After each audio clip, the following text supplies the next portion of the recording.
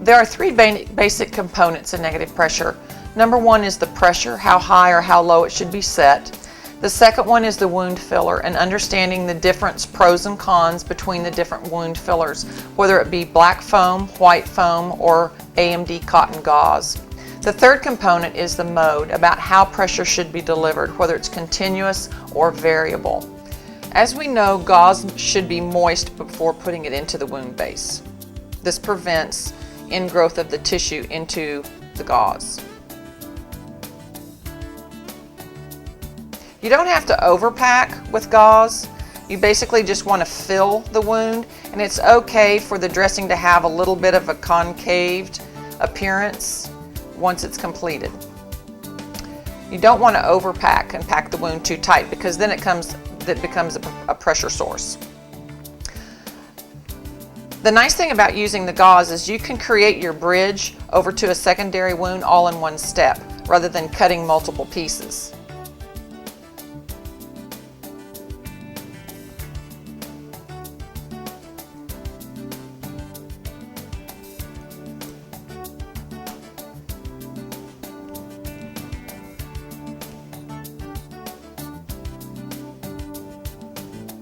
And your bridge does not have to be real big or real thick.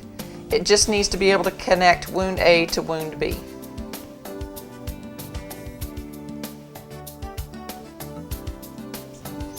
The exudate from wound B will travel across the bridge and be removed through the dome connector.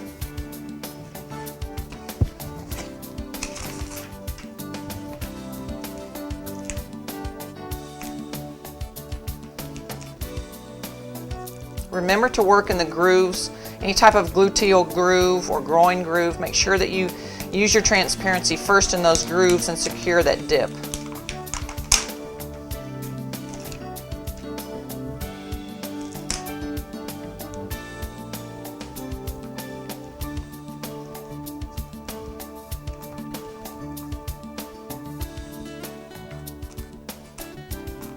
Remember to create your opening for your dome application. The opening of the dome will fit directly over the opening you just made.